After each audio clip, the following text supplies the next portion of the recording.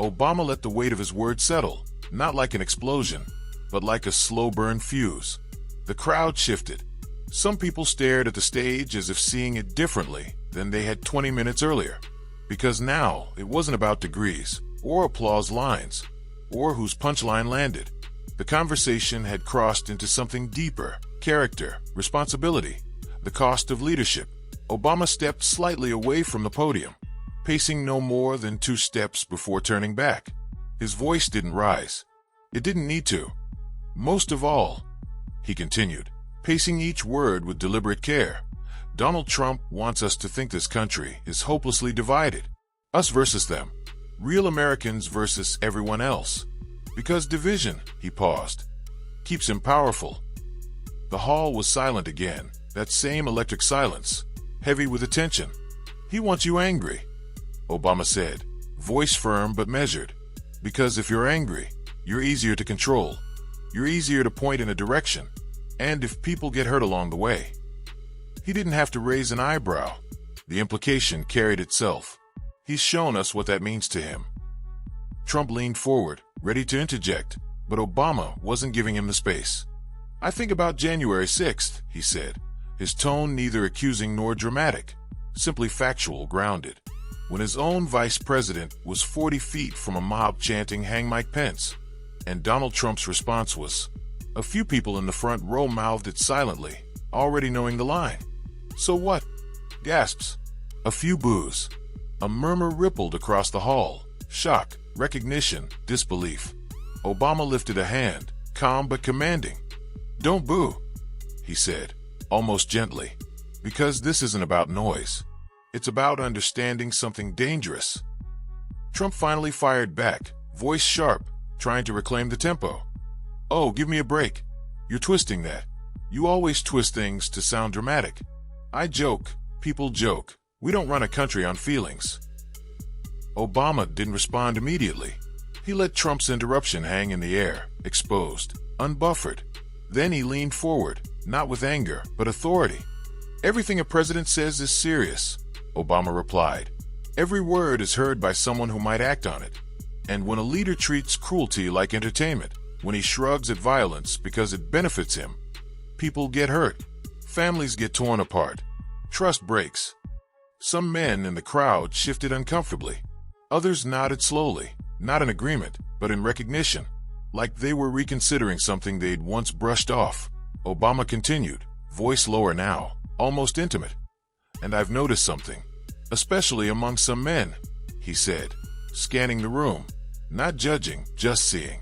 Men who think bullying is strength, who think mockery makes you tough, who laugh at the cheap shot because they're afraid to stand for something harder. Compassion, restraint, integrity. There it was, not a punch, the mirror, held up to the room. Trump smirked, adjusting his mic, but the retort didn't arrive fast. For once, the timing wasn't his. The rhythm belonged to the other man that a cameraman whispered, hardly audible over the hum of tension. History is filming itself right now. Obama turned back to the crowd, hands clasped loosely in front of him, the posture of someone who knew the room was listening not because he demanded it, but because he earned it. Strength, he said quietly, isn't the loudest voice in the room. Strength is the one that doesn't need to shout. And the hall, every row, every camera, every breath, held still, waiting to see what would happen next. Inside the West Wing, the first promo hit like a spark in a dry forest. Phones buzzed, doors closed, voices lowered. Advisors moved like people who had felt an earthquake, but didn't yet know where the epicenter was. By Saturday morning, the president's legal team, PR advisors, and top strategists were meeting behind locked doors. Some wanted to ignore the broadcast. Others argued they should preempt it with an unscheduled Oval Office address. Trump himself paced, frustrated, demanding to know why Obama was suddenly resurfacing. He's doing this for attention, Trump insisted, waving off concerns. Nobody cares what he has to say anymore. But the tension in the room said otherwise, because everyone knew something they wouldn't say out loud. When Barack Obama speaks calmly, it's more dangerous than when others shout.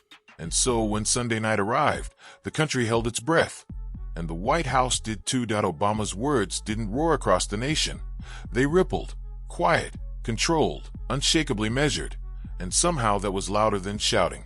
By midnight, the interview was the lead story everywhere. Even networks typically aligned with Trump couldn't ignore the shift. The White House scrambled. Statements were drafted, revised, discarded. Press Secretary Callahan was woken from sleep twice. At 2:14 a.m., a senior aide finally said what no one wanted to say. "We need the president to respond himself." They knew Trump wouldn't stay silent anyway. But if he answered too quickly, it would look defensive. Too slowly, it would look like a retreat. So they aimed for controlled strength, a written response, short, dismissive. But that plan lasted 11 minutes, because at 2:31 a.m., the president unlocked his phone. First he typed slowly, then faster, then all at once. 5 tweets, then 8, then 15. Each one more heated than the last. Obama is all talk. Nothing but lies on TV tonight. Total witch hunt. Sad. Screenshots spread instantly. News producers didn't sleep. Commentators lined up for morning segments before sunrise. Newspapers rushed to redesign their front pages. This was no longer just a broadcast. This was a rupture at by dawn. America woke to a political thunderstorm. Some saw Obama as a steadying voice of truth. Others called him a threat to the administration. Many didn't know what to think. They just knew something had shifted. Something that felt bigger than politics, bigger than rivalry, something that might outlast both me and I in Chicago. A retired teacher watched the replay with tears in her eyes. I in Miami. A construction worker shook his head slowly, coffee forgotten in his hand. I in Portland.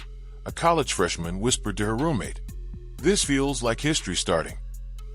And in the Situation Room, the president's senior staff gathered again, not calm, not confident, but rattled. Because Obama hadn't shouted, he hadn't raged, he simply held up a mirror. And the country was seeing something new, or something it had forgotten. The question now wasn't whether Trump would respond, it was how, and how far he would go once he did. Because truth had entered the room. And truth, once spoken, doesn't retreat quietly. Obama spoke with that steady cadence, calm, unwavering, every word shaped rather than swung. Dana Whitmore asked the first question. And Obama didn't blink, didn't shift, didn't hesitate. He laid out data like foundation stones, employment reports, trade figures, health cost projections. No exaggeration, no fire, just fact after fact. He didn't raise his voice once. He didn't have to, because the numbers were louder than volume. And the truth, delivered quietly, sounded like thunder in a room full of static. In living rooms across America, people leaned forward unconsciously. Newsrooms scrambled to adjust lower third banners in real time. Even networks usually dismissive of Obama paused, watching, waiting, because the man was doing something no strategist had predicted. Not attacking Trump, exposing him, cleanly, clinically, with nothing but receipts. Inside the White House, the atmosphere was the opposite of calm. The TV volume was turned up just enough that every syllable of Obama's voice drifted across the resolute desk like an unwanted echo. Trump sat rigid in his chair, jaw tight. He wasn't speaking, but everyone in the room could feel the fuse burning. Melissa Vaughn re-entered after another frantic phone call, her face tight. "He's trending #1 everywhere," she said carefully. "Every network is running this live." Trump didn't turn his head, he just stared at the screen. Obama continued, his tone never shifting. "Leadership isn't measured in how loudly you speak, but in whether the truth stands behind you when the noise clears." Melissa's phone buzzed. 2 advisors exchanged glances. Someone whispered, "That's going to be the clip. That's the one." Trump's fingers drummed on the arm of his chair, slow, then faster, then stopping abruptly as Obama lifted his eyes toward the camera like he was speaking directly to him. "You can repeat a falsehood 1,000 times," Obama said, "but repetition doesn't turn it into truth." The room froze. 18 inhaled sharply, like he'd been slapped through the screen. Trump finally spoke, low, strained. "Turn it off." No one moved. Another 10 seconds passed. Obama went on, dissecting policy claims line by line, contradiction by contradiction. Calm precision, not condemnation. No rage, no insult. Just undeniable evidence for a man who lived off momentum, dominance, volume. Obama's stillness was suffocating. and Trump felt it. He stood abruptly, pacing, fingers twitching for his phone. Melissa stepped forward quickly. "Sir, we prepared statements. We should wait for polling data." "No." Trump snapped.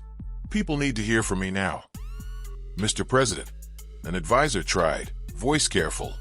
"If we rush a response, it might look weak." He stopped, turned, eyes sharp, almost fevered. "No. Weak is letting him talk without hitting back." He grabbed his phone. The room collectively tensed. Too late to stop anything. He typed .hard, .fast, .no drafts, .no filter, .no sleep. His first post hit the internet seconds later. "Obama is a fraud. Nothing but a failed ex-politician. America sees through him. Hashtag FNWS." The notification ping was like a detonation. Melissa swallowed. The tweets kept coming. One staffer whispered, This isn't strategy. This is panic." And it was, because while Obama was sitting under soft lights, calmly dismantling narratives with surgical precision, Trump was firing back with raw instinct. Anger sharpened into impulse. 2 leaders, 2 approaches, 1 night, drawing a line through the middle of the country. Millions watching both, not just what they said, but how they said it. And for the first time in years, voters across the political spectrum asked themselves a question that hadn't been spoken in a long time. Who looks more like a president? Lights still burned behind the tall windows. Aides whispered in tense clusters, phones vibrating nonstop, with alerts from donors, lawmakers, strategists. Trump paced beside the desk, phone in hand, fingers hovering, itching. To tweet. One advisor urged caution. "Sir, responding now could make it look like he struck a nerve." Silence, then the short, sharp reply. "He did strike a nerve." That was the moment everyone felt the shift. Trump looked at the gathered staff, not angry, but something tighter, sharper, a challenge forming behind his eyes. "Book me time tomorrow morning. Prime slot. If he's going to do truth, then we'll do truth louder." No one questioned it. Meanwhile, across the nation, people didn't go to in apartments and kitchens, in truck stops and college lounges. People watched clips again and again, not for spectacle, but because the calmness unnerved them. Truth spoken quietly can echo louder than shouting. Videos of Obama's lines began pairing with music, commentary, tears, anger, relief. People weren't merely reacting. They were wrestling with something they hadn't felt in a long time. The weight of accountability. At 1:54 a.m., a live streamer in Seattle said what half the nation was thinking. This wasn't politics. It felt like someone finally stopped yelling and started explaining. Comments flew so fast the chat blurred. Just explanations, just evidence, just truth, presented like a mirror no one was ready to face. The moment Trump threw his notes aside, the room changed, not gradually, instantly. Reporters straightened. Cameras tightened their frame. Advisors at the back shifted with visible panic, because when Trump abandoned the script, anything could follow. He leaned into the microphone, voice rising. "He called me misleading." Trump said, "Well, I'll tell you what's misleading. Pretending everything was perfect before I took office." A murmur rippled through the rows of journalists. Someone whispered, "He's reacting, not responding." And they were right. This wasn't a rebuttal. It was a detonation. Trump launched into a rapid-fire defense of his record, pacing between achievements real, exaggerated, or imagined. His voice climbed higher with each sentence. Where Obama had been calm, almost surgical, Trump was raw electricity, unpredictable and flammable. At one point, reporter asked, "Mr. President, which specific claims were false?" Trump didn't answer. Instead, he snapped, "All of them. Every one. He's wrong. You'll see." He slammed a hand on the podium for emphasis, a sound that echoed like a gunshot across millions of screens. In the control booth of CNN, a director whispered, "We're watching a man try to shout down the quietest voice he's ever faced." The longer Trump spoke, the stranger it became. Facts were less important than volume. Clarity was replaced by fury. He pointed at cameras like they were enemies, his voice trembling not just with anger, but with something more dangerous. Insecurity broadcast in HD. He wasn't defending policy anymore. He was defending himself. And America could see it.